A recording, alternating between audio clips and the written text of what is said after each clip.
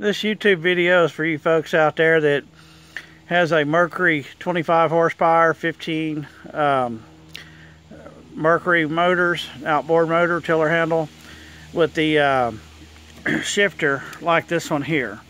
This one here to replace your water impeller. I've seen lots of complaints that happened to me today on this 25 Mercury 2005 model that I have here. You have underneath that shifter right there, you have what's called a reverse shift lockdown linkage. That linkage has a washer that goes on this little rod. You have to remove this pin.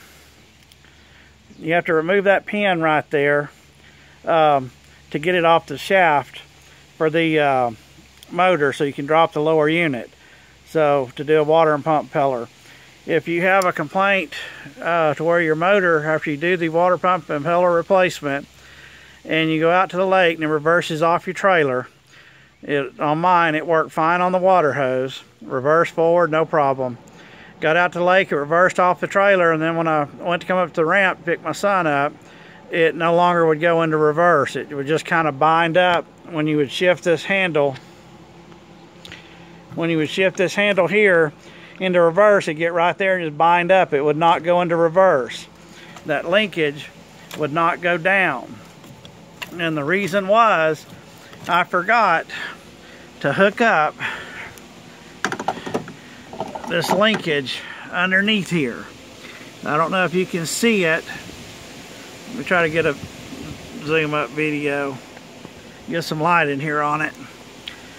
Right in there.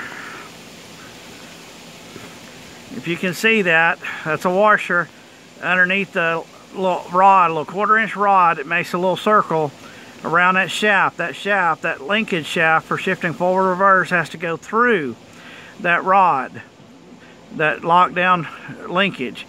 And the washer goes underneath to support it. And when you turn it, you see it pulls up. See that? That pulls up like that. That's forward. And then reverse, it pushes down and locks the motor. So the motor will not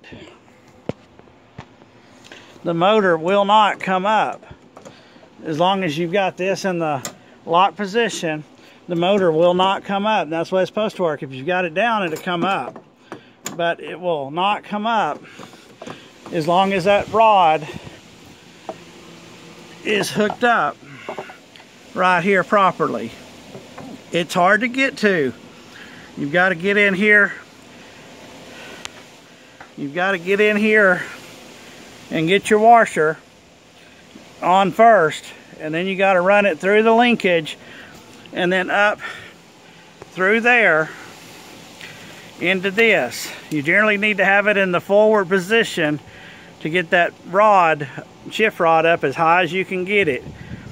And to get that off, you got to pop this up like that right there, and then remove it with a long pair of needle nose like this. You got to wiggle it. Do not break it. Do not break it. Do not force it. It will cost you some money to have to replace that. So I've already fixed this one. So I'm going to put it back down. I'm going to put it back down because I've already put the motor. That's